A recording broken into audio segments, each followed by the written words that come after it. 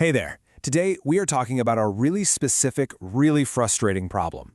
It's not for the startup that's trying to find its footing. No, this is for the established business owner who's already found success, but now feels like they're just completely stuck.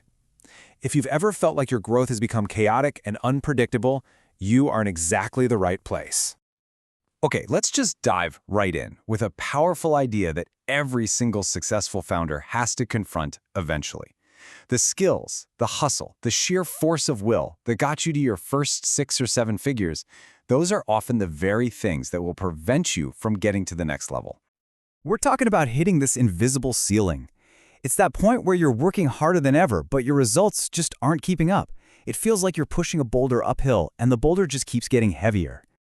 And here's the thing, this isn't a sign of failure. It's actually a symptom of success. You've already proven your business model works, but now you're in this new phase where you're just white-knuckling it every month, trying to keep things from flying off the rails. So what does this invisible ceiling actually feel like day to day? Let's walk through a few of the classic symptoms.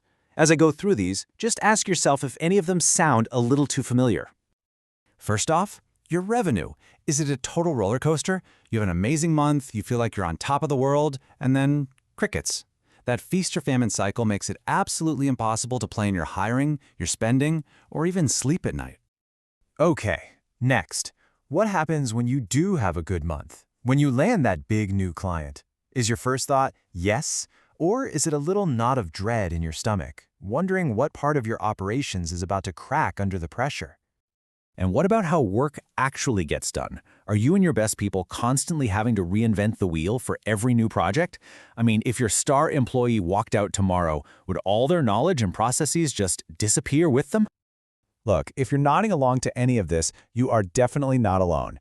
But the most important thing to get is that this is not because you or your team aren't working hard enough. It's a flashing red light pointing to a much, much deeper problem.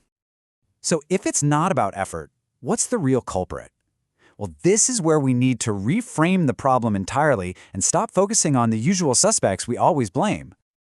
You know, our gut reaction is always to blame the tactics. We need a better marketing funnel. Our strategy is wrong. Maybe we have the wrong people. But the real issue isn't any of that.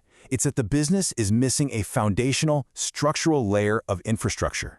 And this quote just says it all, doesn't it? That scrappy, figure-it-out-as-you-go approach was an absolute superpower when you were starting out, but now it's your biggest bottleneck. You've outgrown your original engine. The solution, then, is to build a business operating system. Seriously, think about it just like the OS on your phone or your computer. It's the stable, underlying framework that lets all the other apps, your marketing, your sales, your delivery, run smoothly and predictably without crashing. It turns chaos into clarity. Okay, so installing an OS for your business sounds great, right? But how does it actually create that momentum we're all after? Well, it's all about shifting from linear effort to compound leverage. When you boil it down, there are really only 3 ways to grow any business. You can get more customers, you can increase how much each customer spends, and you can get them to stick around longer. Let's just say right now you're at a baseline of 100% on all 3.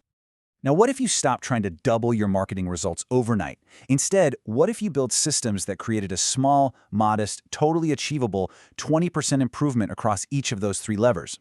You don't get 20% growth.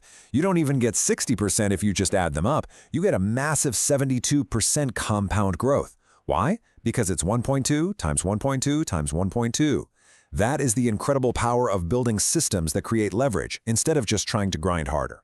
So how is this OS actually installed? It's a pretty clear 4-step process. First, you have to diagnose the real bottleneck, not just the symptoms. Then, you build repeatable processes for how you sell and how you deliver, getting it out of people's heads. Next, you build reliable engines to get customers, so you're not just hoping for referrals. And finally, you build a dashboard with the right metrics so you can actually make decisions based on data, not just gut feelings. So let's fast forward. You do the work, you install this infrastructure. What's the payoff? What does life actually look and feel like on the other side? It's a night and day difference. You go from a company that runs on stressful, heroic effort to one that runs on smooth, repeatable systems. You go from unpredictable to controllable. And best of all, you go from a place where growth creates more chaos to a business where growth actually scales cleanly and easily. And honestly, this is the whole point, isn't it? When you have real systems, your business stops being a high-stress job that owns you, and it starts becoming a true asset, something that builds equity and creates real freedom in your life. So I'll leave you with this one question to think about. As you plan for your next phase of growth, just ask yourself, what if the key isn't a flashier marketing plan or a new grand strategy, but the quiet, unglamorous, absolutely essential work of building the infrastructure your success demands?